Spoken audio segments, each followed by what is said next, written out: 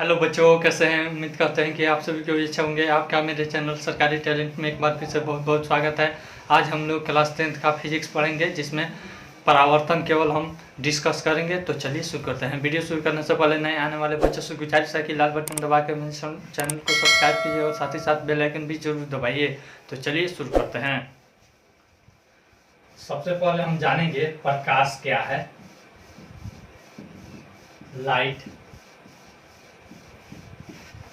Light के बारे में बहुत सारी बात प्रचलित हुई। सबसे पहले न्यूटन साहब बहुत बड़े वैज्ञानिक थे। उन्होंने सर्वप्रथम इसका सिद्धांत दिया था। उन्होंने बताया था कि लाइट क्या है, एक कण है। क्या है? एक कण है। फिर लगभग वह 17वीं शताब्दी में बताए थे और लगभग 200 सालों तक, कितना 200 सालों तक उन्हीं का सिद्धांत चलता रहा। फिर उसके बाद में आए हाइजेनबर्ग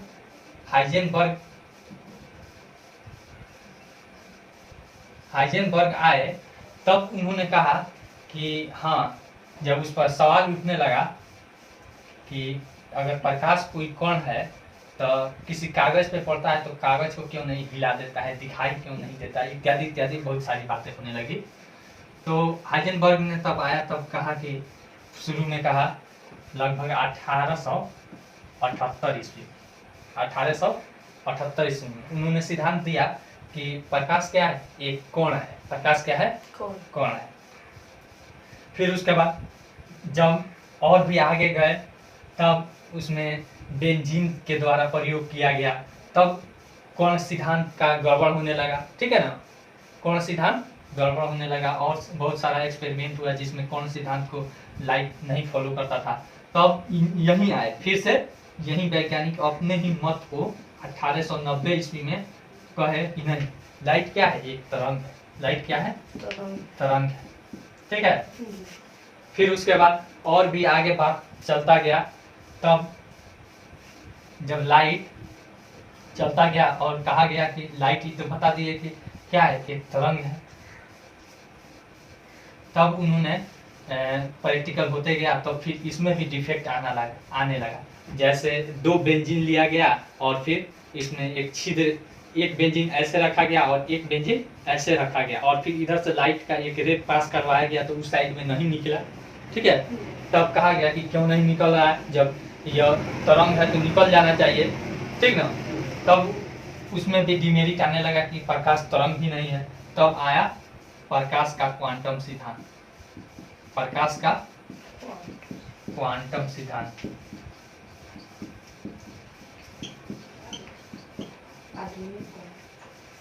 इसमें कहा गया कि प्रकाश जो गमन करता है यह एक क्वांटा के रूप में गमन करता है। क्या होता है? एक क्वांटा के रूप में ऐसे गमन करता है। ठीक है।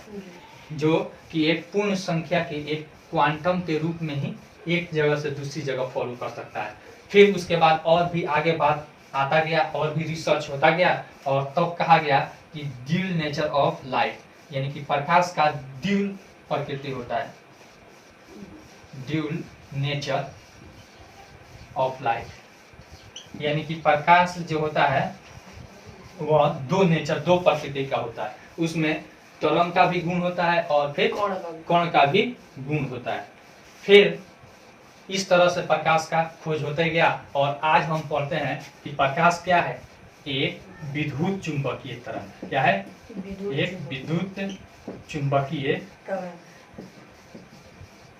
तरंग है।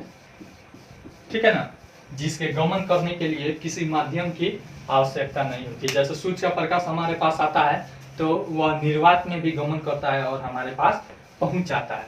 तो प्रकाश क्या है? एक विद्युत चुंबकीय तरंग है जो हमें किसी चीज को देखने की अनुभूति प्रदान करता है। अगर प्रकाश नहीं रहे तो हमारे पास आंख होते हुए भी हम अंधे होंगे।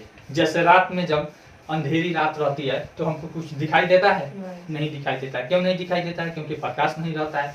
प्रकाश किसी भी चीज पर पड़ता है। मान लीजिए हम यह पढ़ रहे हैं, कैसे पढ़ रहे हैं? प्रकाश इधर से आ रहा है, इस पर पड़ रहा है और इस पर से हमारी आंखों में जा रही है और फिर रेटिना पर पड़ रही है। वहां पे इसका पिक्चर बन रहा है, उल्टा पिक्चर बन रहा है हमारे रेटिना पे। उल्टा पिक्चर जब आंख पढ़ाएंगे तो उसमें पढ़ाएंगे, उल्टा पिक्चर बन रहा है और फिर हमारा मस्तिष्क उसे सीधा करके इसको सूचना देता है, ठीक ना। यह हो गया हमारा प्रकाश।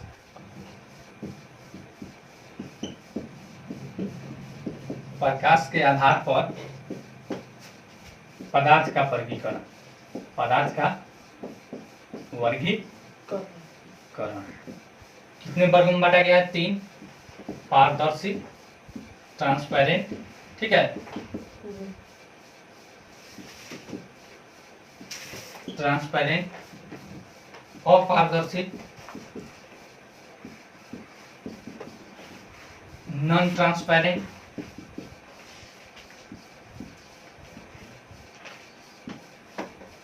या अनट्रांसपेरेंट भी आप लिख सकते हैं, और एक होता है पारभासी। देख लीजिए, पारदर्शी, जिससे पदार्थ पूरी तरह से गमन कर जाए उसे क्या कहते हैं? पारदर्शी, यानी कि जिसके आर पार हमको दिखाई देता है उसे कौन सा पदार्थ कहते हैं? पारदर्शी। जैसे शीशा। फिर अपारदर्शी, जिसके आर पार नहीं देखा जा सके, यानी कि जिससे होकर प्रकाश गमन नहीं कर सके उसे क्या कहते हैं? अपारदर्शी, जैसे ईंट, लकड़ी हो गई। पारभासी, पारभासी कहते हैं जिसके आर पार क्लियर रूप से प्रकाश नहीं जाए, आंशिक रूप से जाए। क्या जाए? आंशिक रूप से जाए, उसे कहते हैं पारभासी पदार्थ। जैसे में तेल लगा हुआ कागज, क्या हो जाएगा? तेल लगा हुआ कागज, घिसा हुआ कांच, या घिसा हुआ कांच, ठीक है ना। अब हम लोग को पढ़ना है प्रकाश का परावर्तन। क्या पढ़ना है?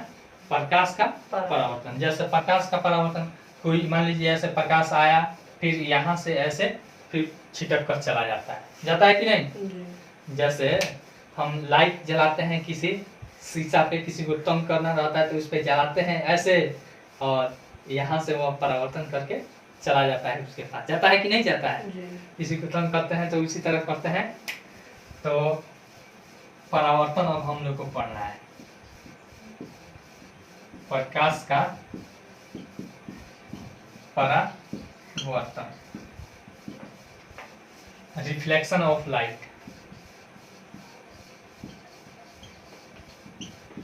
रिफ्लेक्शन ऑफ लाइट क्या है इसके बारे में पहले समझ लीजिए।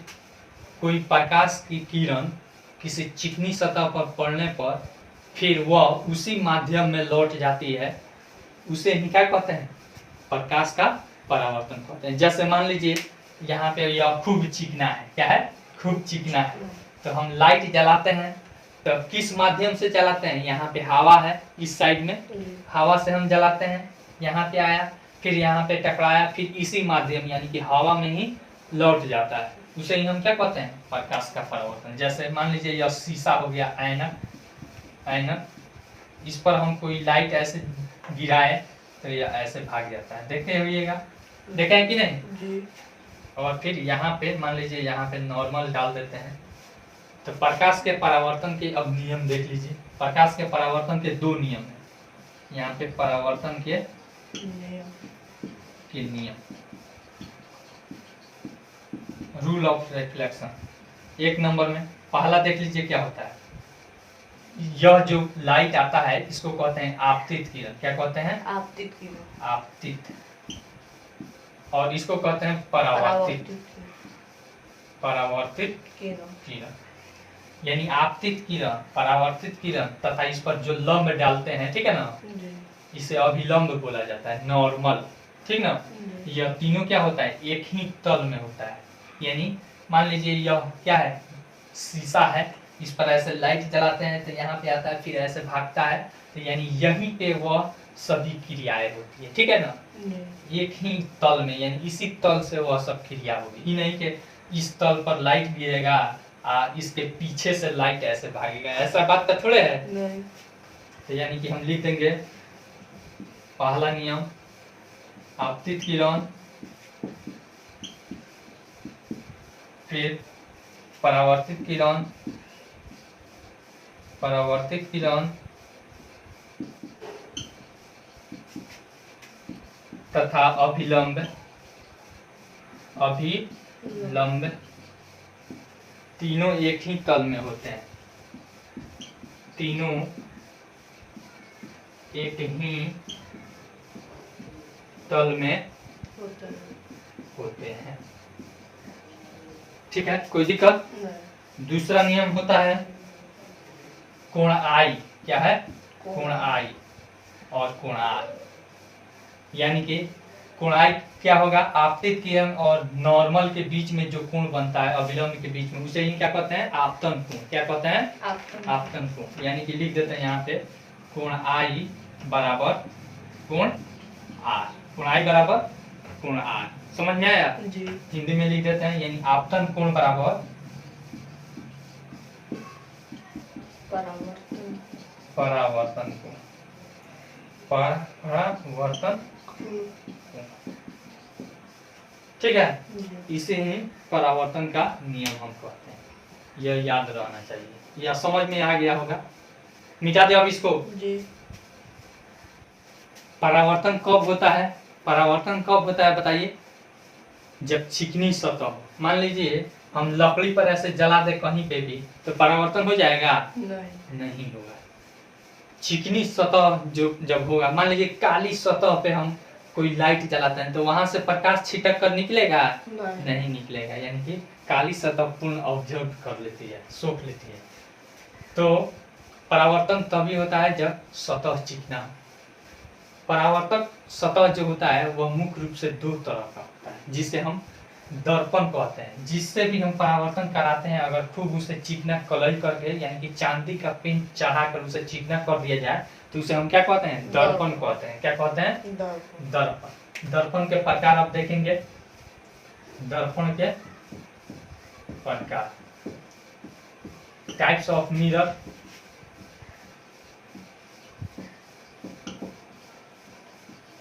ठीक है ना? दो प्रकार होता है। एक होता है समतल दर्पण, प्लेन मिरर। ठीक है। दो नंबर में होता है गोलीय दर्पण, यानी कि कर्व मिरर। कोई दिक्कत? समतल दर्पण जिससे हम अपना फोटो देखते हैं, बाल झाड़ते हैं। ठीक है ना? वही क्या है हमारा समतल दर्पण। यानी कि हम जैसे हैं उसी तरह से उसमें दिखाता है, उसी तरह से उसमें दिखाता है। वह क्या हो जाता है? समतल दर्पण। ठीक है।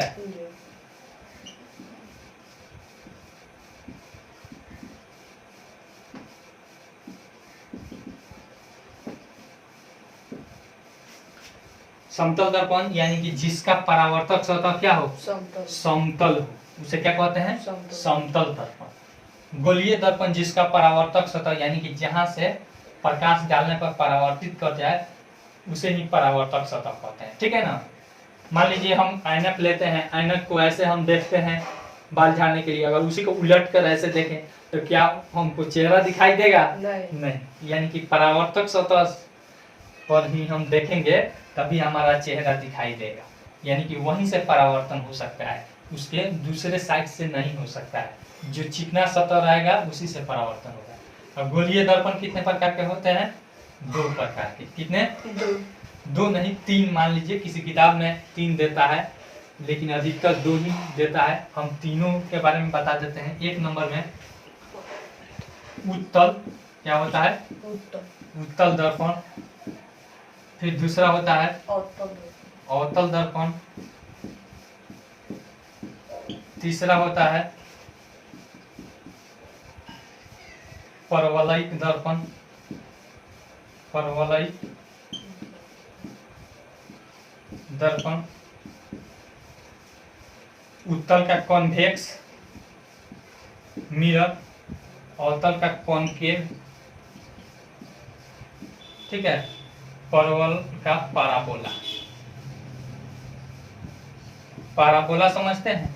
परवल देखें, यानी कि थोड़ा सा ज्यादा यह कर्व रहता है, उसे ही पाराबोला कहते हैं। आजकल का जो विशेष तरह का लाइट आ रहा है कि जैसे यहाँ पे जलाते हैं और खूब दूर तक फोकसित करता है कि नहीं? तो उसमें कौन सा दर्पण लगाया जाता है? परवलयिक दर्पण लगाया जाता है। कौन सा दर्पण? परवलयिक दर्पण लगाया जाता है कि सभी प्रकाश की पुंज को सीधा फोकसित करे और दूर तक भेजे। ठीक है।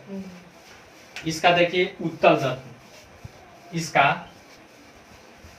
एक जो चम्मच लेकर आइए, चम्मच से बता देते हैं।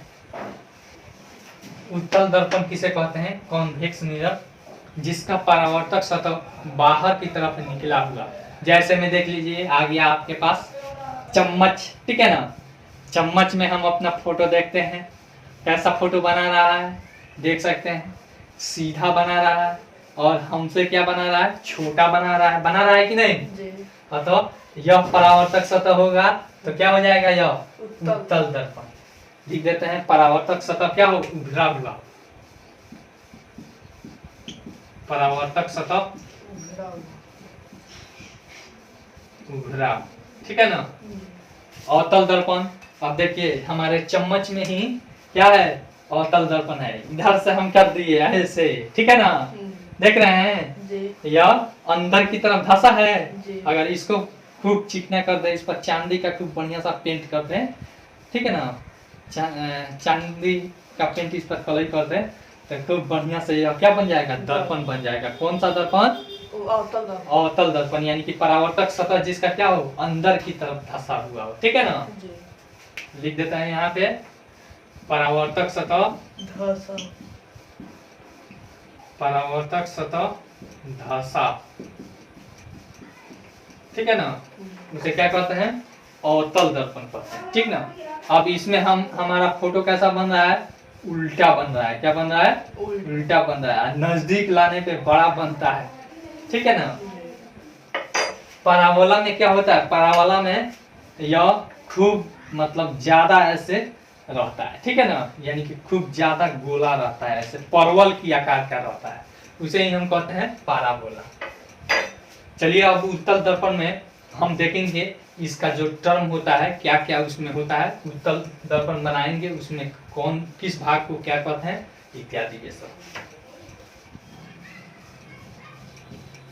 दर्पण के पद, दर्पण के क्या क्या टर्म होते हैं, क्या क्या पद होते हैं, इसके बारे में हम जानेंगे। हम क्या ले लेते हैं? अवतल दर्पण ले लेते हैं पहले, या फिर उत्तल ले लें। चलिए अवतल ले लेते हैं। क्या है? अवतल दर्पण में परावर्तक सतह क्या रहता है? धंसा हुआ रहता है। इस पर हम कलई कर देते हैं, यानी कि पेंट कर देते हैं, चांदी का पेंट, अतः यह परावर्तक सतह हो जाता है। कोई दिक्कत? इसका इस दर्पण का जो बीच में जो भाग रहता है, ठीक बीचों बीच, उसे पी कहते हैं। क्या कहते हैं? पी।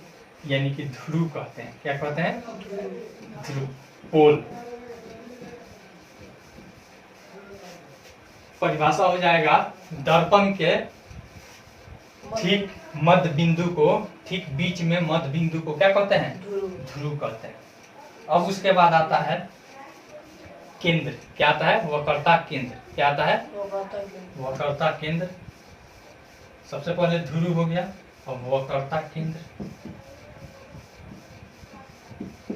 वक्रता केंद्र किसे कहते हैं? यह दर्पण जिस गोले का भाग होता है, जैसे मान लीजिए यहाँ पे इस गोला का भाग है ना, तो इस गोला का जो केंद्र होगा, ठीक है ना, इसी को कहते हैं वक्रता केंद्र। समझ में आया? यानी कि इसको शीर्ष से सूचित करते हैं। किस चीज से? शीर्ष से सूचित करते हैं। सेंटर कहते हैं। क्या कहते हैं? सेंटर। इसको कहते हैं हम सेंटर कहते हैं, शीर्ष से सूचित करते हैं। कोई दिक्कत? सी किसे कहते हैं? हमारा दर्पण जिस गोला का भाग होता है उसके केंद्र को वक्रता केंद्र कहते हैं। कोई दिक्कत? फिर उसके बाद वक्रता त्रिज्या होता है। क्या होता है? वक्रता त्रिज्या, रेडियस ऑफ कर्वेचर, ठीक है ना।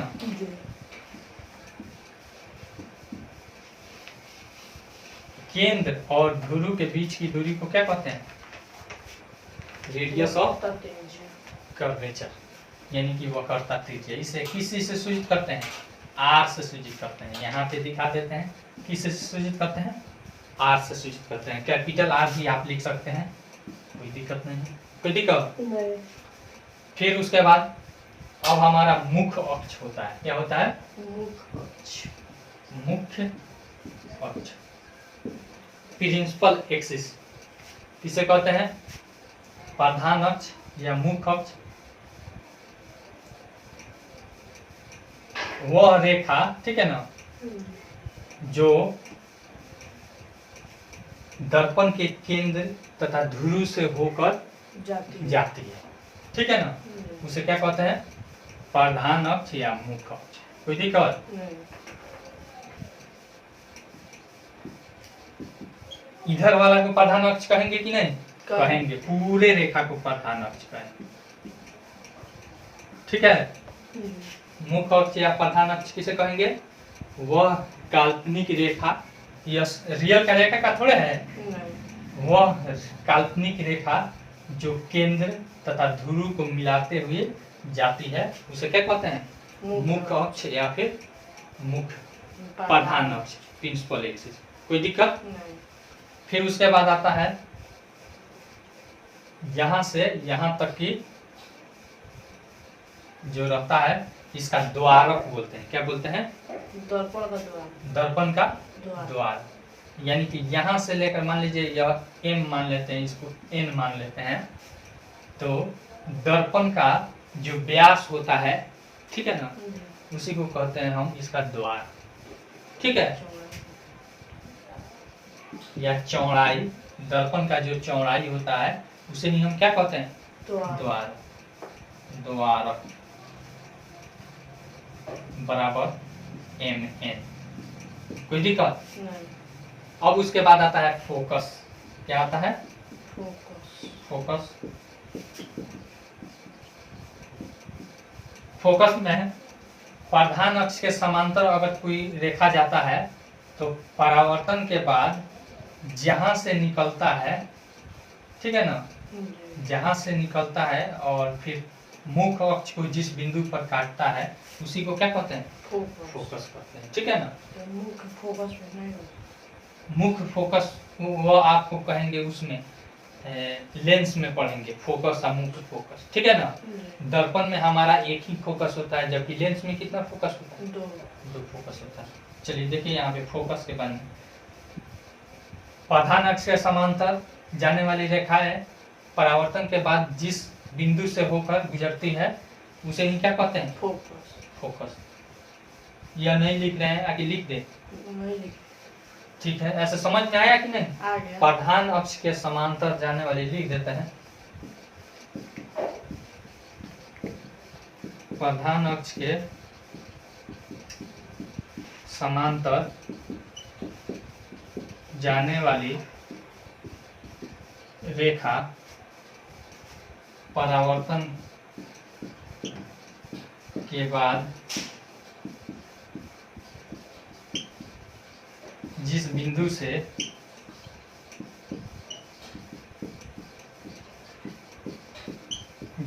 से गुजरती है उसी को क्या कहते हैं? फोकस कहते हैं, ठीक है ना। उसे फोकस कहते हैं। कोई दिक्कत? इसको किस चीज से सूचित करते हैं? कैपिटल एक से। किस चीज से सूचित करते हैं? कैपिटल एक से। अब उसके बाद फोकस दूरी होता है। क्या होता है? फोकस दूरी। फोकस दूरी, फोकस तथा ध्रुव के बीच की दूरी को क्या कहते हैं? फोकस दूरी कहते हैं, दूरी कहते हैं। कोई दिक्कत? इसको एक से सूचित करते हैं। एक तथा पी के बीच की दूरी, पी के बीच की दूरी क्या कहलाती है? फोकस। इसको छोटा एफ से सूचित करते हैं। किस चीज से सूचित करते हैं? छोटा एफ से। कोई दिक्कत? यहाँ पे हम इसको दिखा देते हैं। यहाँ से यहाँ तक के बीच की दूरी क्या हो जाएगी? छोटा एफ। आसान है कि नहीं? बस इसमें यही टर्म है और कुछ ज्यादा टर्म इसमें अब नहीं बचा। अब फिर कैसे हमारा प्रतिबिंब बनता है इसके बारे में हम जानेंगे। मिटा दे इसको। अभी हमने बताया है अवतल दर्पण के बारे में, ठीक है ना। अब हम उत्तल दर्पण ले लेते हैं, ठीक है। यहाँ पे इसको कहेंगे पी। क्या कहेंगे? पी। और फिर उससे जो हमारी काल्पनिक रेखा जाएगी इसे कहेंगे प्रधान अक्ष या मुख्य अक्ष, ठीक है ना। फिर उसके बाद यहाँ से और यहाँ तक का जो चौड़ाई होगा, ठीक है ना, द्वारक कहेंगे, क्या कहेंगे, द्वारक। एक्स और वाई मान लेते हैं, द्वारक। फिर यहाँ से इसके समांतर जब जाएगी ऐसे, तो यह जिस बिंदु से आती हुई प्रतीत होगी इसे कहते हैं एफ, ठीक है ना। जी। अब देखिए उसके बाद इसका जो सेंटर रहता है जी। उसको केंद्र कहते हैं, इस गोला का केंद्र को, इस दर्पण का क्या कहते हैं, केंद्र कहते हैं। कोई दिक्कत? नहीं। अब उसके बाद एक हो गया, और यहाँ से यहाँ तक की दूरी को क्या कहते हैं, फोकस दूरी, छोटा एफ से सूचित करते हैं। कोई दिक्कत? नहीं। यहाँ से यहाँ तक के बीच की दूरी को क्या कहते हैं, आर। आर कहते हैं, यानी कि पोल और फिर केंद्र के बीच की दूरी को क्या कहते हैं, वक्रता त्रिज्या कहते हैं कि नहीं। जी। फिर उसके बाद यह जब परावर्तित यहाँ से करती है, तो जिस तरह से यहाँ पे समतल दर्पण में प्रकाश के परावर्तन के नियम को फॉलो करती है ना, जी। उसी तरह से इसमें भी फॉलो करती है। तो इसमें लंब नॉर्मल कौन होता है, जो केंद्र से जाता है वही नॉर्मल होता है, जो केंद्र से जाता है वही क्या हो जाता है, नॉर्मल नॉर्मल हो जाता है। कैसे नॉर्मल होता है, यहाँ पे समझ लीजिए। हम आप लोग को 10th क्लास का जो मैथ है उसमें पढ़ाए हैं, यह केंद्र रहता है, केंद्र रहता है ना, जी। केंद्र रहता है। अगर कोई यहाँ पे स्पर्श रेखा है, क्या है, स्पर्श रेखा है, तो केंद्र से इसका जो त्रिज्या होती है वह क्या होती है, इस पर लंब होती है, ठीक है ना। जी। तो उसी तरह से कंडीशन यहाँ पे होता है, ठीक है। जी। हमेशा जो त्रिज्या होती है किसी भी बिंदु पे इस पे खींचा जाएगा, यहाँ पे खींचे और यहाँ से कोई भी रेखा खींचा जाए, तो यह त्रिज्या क्या होती है, हमेशा लंब। लंब होती है। इसीलिए जो सेंटर से जो खींचा जाता है रेखा वह क्या होती है, इसका लंब होती है। क्या होती है, लंब। इस तल पे लंब होती है, इस तल पे जी। क्या होती है, लंब। लंब होती है। यहाँ पे हम जो खींचते हैं तो इसी तल पे ना लंब खींचते हैं, जी। इसी तल से। जी। तो इसीलिए जब हम सी से त्रिज्या खींचते हैं वह क्या होती है, इस हमारा दर्पण के सतह पर लंब होती है, इसीलिए वह क्या हो जाता है, नॉर्मल कहलाता है। समझ में आया। जी। और यहाँ भी यह परावर्तन के नियम को फॉलो करता है। यह आर है तो यह कोण, यह आई है तो कोण आई बराबर कोण आर, तथा इस बिंदु पर आपतित किरण, परावर्तित किरण तथा अभिलंब तीनों एक ही तल पर होता है कि नहीं। जी। अब इसमें एक और चीज है, यहाँ से यहाँ तक की दूरी को आर कहते हैं और यहाँ से यहाँ तक की दूरी को एफ कहते हैं। यहाँ पे दिखा दिया है। तो हमारा आर बराबर क्या होता है, 2f, यानी कि यह त्रिज्या फोकस दूरी का दुगुना होता है, या फिर f बराबर r/2 भी हम लिख सकते हैं। इसको हम सिद्ध करके भी हम दिखाएंगे, ठीक है ना। जो आप लोग समरूप चैप्टर जिन पढ़ाए हैं उसी आधार पे आप लोग का दर्पण सूत्र और फिर आपको इसका यह फोकस दूरी और फिर रेडियस में आपको संबंध दिखाएंगे। समझ में आया या? जी। मिटा दे अब इसको। जी। दर्पण में प्रतिबिंब बनाना, ठीक है। दर्पण में प्रतिबिंब बनाने के लिए कितनी हमें रेखाएं खींचने की जरूरत होती है, देख लीजिए। पहला नियम क्या होता है, पहला नियम होता है कि प्रधान अक्ष के समांतर जाने वाली रेखाएं परावर्तन के बाद फोकस से गुजरती है, ठीक है। प्रधान फिगर भी दिखा देते हैं। प्रधान अक्ष के समांतर जाने वाली रेखा फोकस परावर्तन के बाद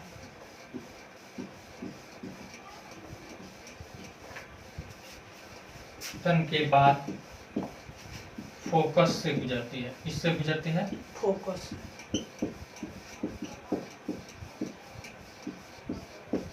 फोकस से गुजरती है। कोई दिक्कत? नहीं। इसको हम बता देते हैं यहाँ पे फिगर में। ऐसे मान लीजिए कोई दर्पण है, ठीक है ना।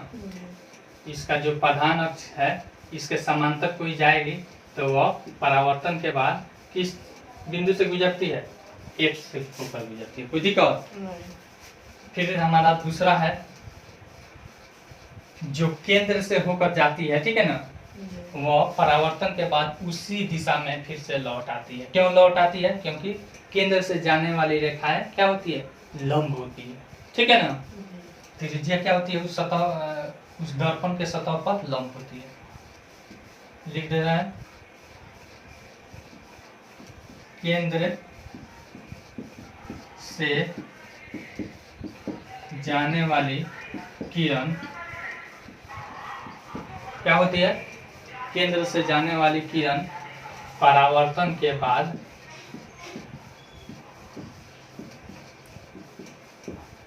पुनः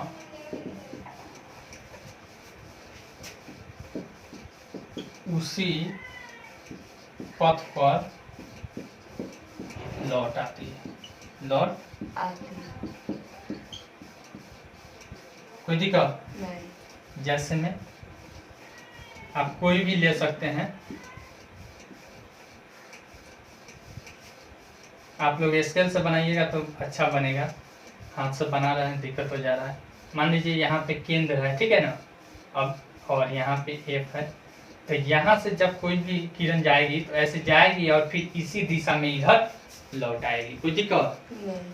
फिर तीसरा नियम होता है, जो फोकस से होकर जाती है वह प्रधान अक्ष के समांतर लौट आती है, ठीक है।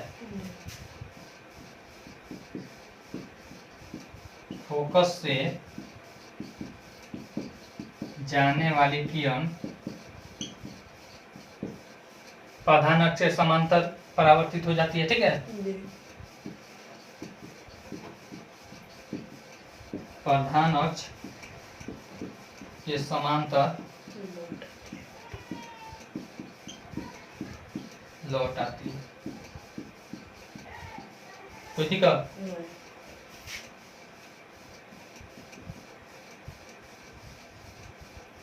यहाँ पे फोकस है, ऐसे जब जाएगी तो इस पर परावर्तित होगी और इसी के समांतर से लौट आएगी, कोई दिक्कत? नहीं। फिर चौथा होता है कि किसी भी मतलब दर्पण में वह किस नियम को फॉलो करता है? प्रकाश के परावर्तन के नियम को फॉलो करता है, ठीक है ना, अनुसरण करता है। हमेशा प्रकाश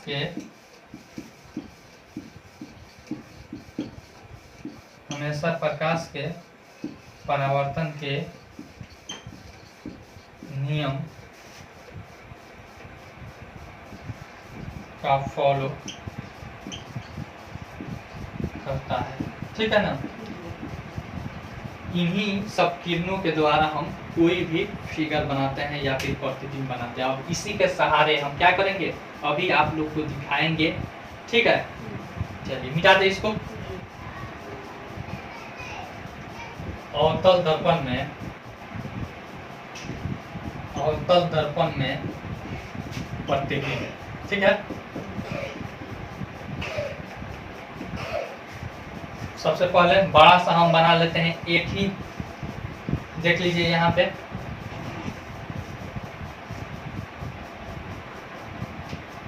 कोई दिक्कत? इसमें कितना केस बनता है देख लीजिए। पहला यहाँ पे हो जाता है एफ, यहाँ पे हो जाता है सी, ठीक है ना, ध्यान से देखिएगा। फिर यहाँ पे हो जाता है अनंत, क्या हो जाता है? अनंत होता है ना। तो जब अनंत से आती है रेखाएं समांतर, तो इसी से आकर क्या हो जाती है? एफ से निकल जाती है। तो यानी कि यहाँ पे अनंत पे जो हमारा वस्तु होगा इसका फोटो यानी कि प्रतिबिंब कहाँ बनेगा? फोकस। फोकस पे। कहाँ पे बनेगा? फोकस। फोकस पे। यहाँ पे लिख देते हैं अनंत, यहाँ पे वस्तु, ठीक है ना। प्रतिबिंब कहाँ बनती है? अनंत पे अगर वस्तु रहेगा तो प्रतिबिंब कहाँ बनेगी? फोकस पर। कहाँ पे बनेगी? फोकस। फोकस पर। फिर दूसरा हम केस लाते हैं अनंत और फिर केंद्र के बीच में कहीं रखते हैं, ठीक है ना। तब देखते हैं कहाँ बनेगी।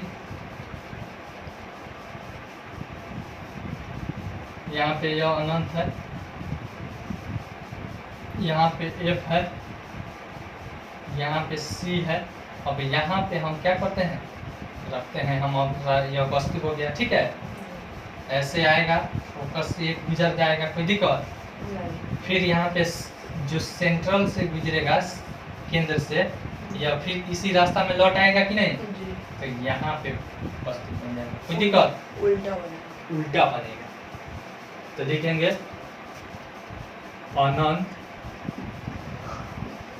तथा केंद्र के बीच, केंद्र के बीच यह बनेगा हमारा केंद्र तथा फोकस के बीच बन रहा है। केंद्र तथा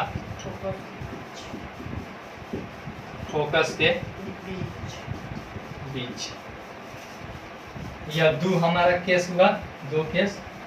तीसरा केस देखिए, अगर केंद्र पे रखें, क्या करें, केंद्र पे रखें।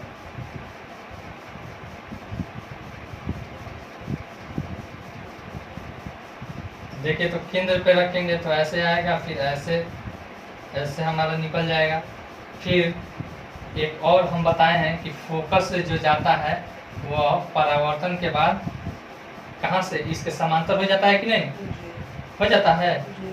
तो अतः यहाँ पे लगभग इसी के सामने बनेगा, केंद्र पे ही बनता है। हम हाथ से बनाए इसीलिए थोड़ा टेढ़मेढ़ हो गया है, नहीं तो क्या बनता है, केंद्र पे ही बनता है, उल्टा बनता है, उसके बराबर बनता है, ठीक है।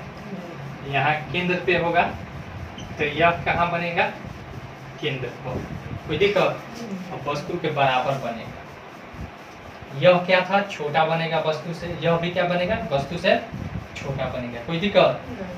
चौथा केस देखिए, केंद्र और फोकस के बीच में रखने पर।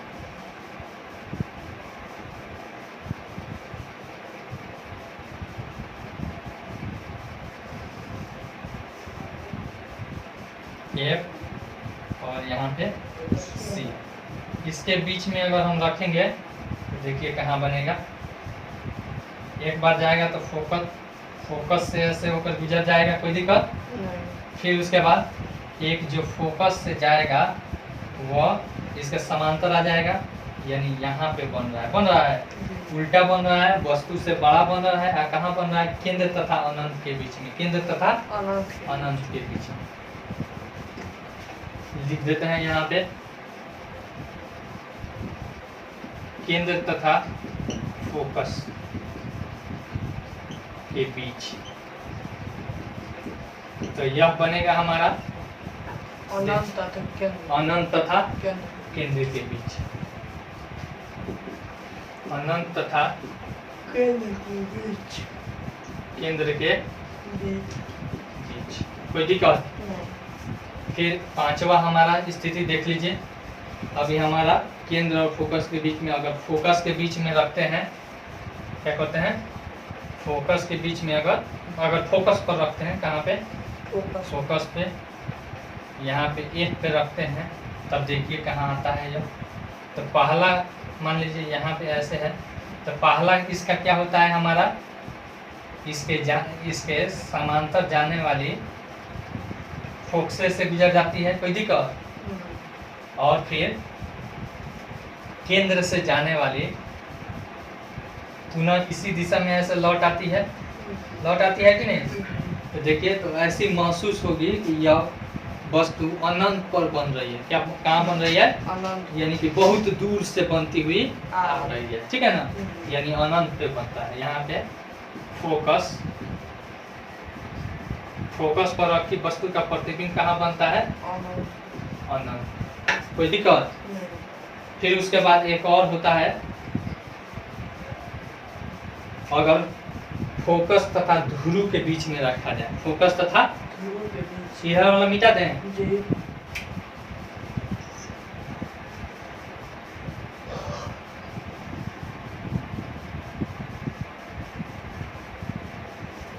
यहाँ पे फोकस है, ठीक है ना, यहाँ पे हम रख देते हैं, यहाँ पे C है।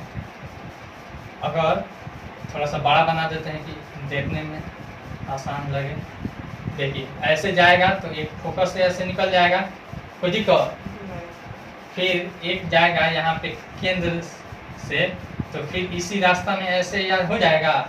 तो देखिए तो यह जो जा रहा है इधर, मुंह इसका फैलते जा रहा है कि नहीं, देखिए ना, फैलते जा रहा है, यानी एक दूसरे को कहीं भी काट रही है, नहीं काट रही है। तो यह क्या होगा, थोड़ा सा यह इधर बढ़ेगा और यह इधर बढ़ेगा और दोनों आकर यहाँ पे मिल जाएंगे और यहीं पे हमारा सीधा प्रतिबिंब बनेगा। क्या होगा, सीधा। यह काल्पनिक होगा, यह वास्तविक कटान से यह सब बना है, लेकिन यह क्या है, काल्पनिक। यह कटान से बना है नहीं, यानी कि यह तो अनंत पर बन रहा है। ऐसे महसूस होगा कि अनंत से दिखाई दे रहा है, कुछ दिखाई दे रहा है, जैसे हमको महसूस होता है कि आसमान गिर गया है, उसी तरह से यह महसूस होगा कि बहुत दूर से बनता हुआ दिखाई दे रहा है।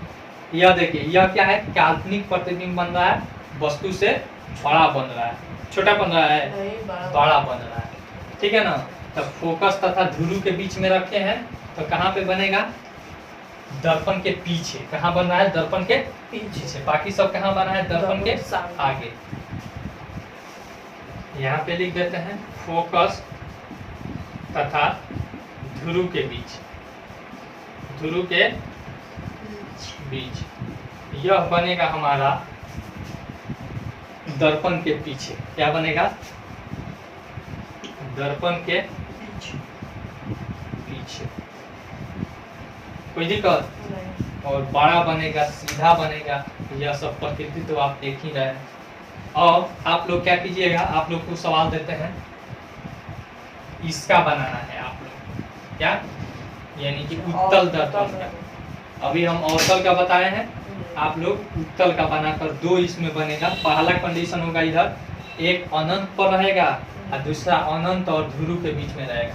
इसका एक और कंडीशन हो सकता है, इसका एक और कंडीशन होगा, यानी कि ध्रुव पर रखा जाएगा नहीं, क्योंकि जब ध्रुव हम खोजने जाएंगे तो सिसुआ को फोड़ कर रखेंगे उसमें, यानी कि क्या हो जाएगा, हमारा वो मानना गलत हो जाएगा। मिटा दे इसको। चिन्ह परिपाटी, अब क्या है हमारा, चिन्ह परिपाटी।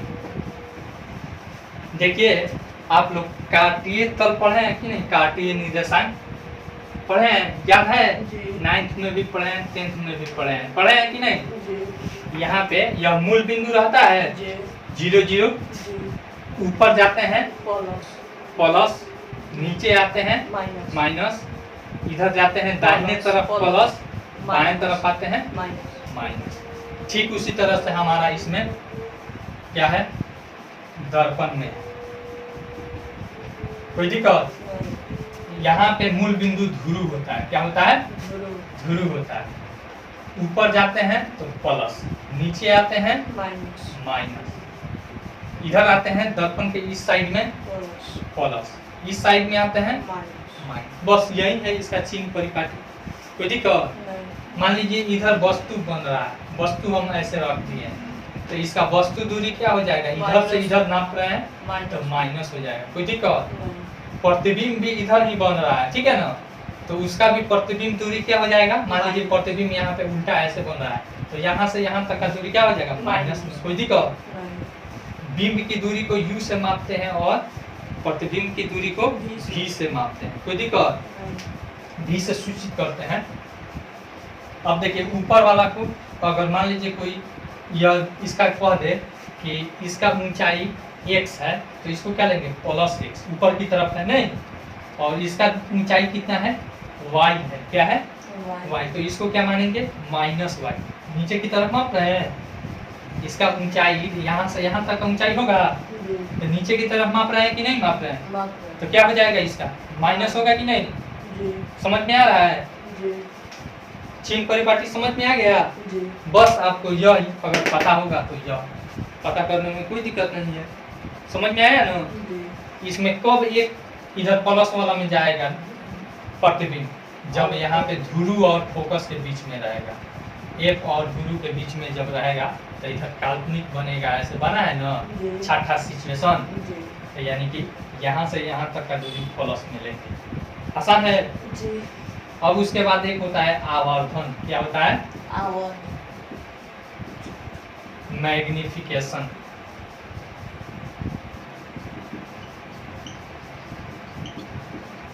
मैग्निफिकेशन दर्पण में अलग होता है सूत्र और फिर उसमें अलग होता है, ठीक है। मैग्निफिकेशन का सूत्र होता है प्रतिबिंब की ऊंचाई, ठीक है। प्रतिबिंब की ऊंचाई बाई वस्तु की ऊंचाई, कोई दिक्कत, बराबर हमारा यहाँ पे h डैश बाई h बराबर माइनस भी बाई, कोई दिक्कत। फिर उसके बाद एक और होता है दर्पण सूत्र, क्या होता है एक और दर्पण सूत्र, इसको कहते हैं मिरर फॉर्मूला, ठीक है ना। 1 प्लस 1 बाई यू बराबर 1 बाई एफ। यू है, भी है हमारा प्रतिबिंब की दूरी, यू है हमारा वस्तु की दूरी और एफ है हमारा फोकस दूरी, कोई दिक्कत, यही सब है इसमें, और ज़्यादा चीज़ इसमें नहीं है। एक और चीज़ इसमें दिया है आपको, इस किस दर्पण का उपयोग कहाँ करते हैं, किस दर्पण का उपयोग कहाँ करते हैं, इसके बारे में हम बता देते हैं।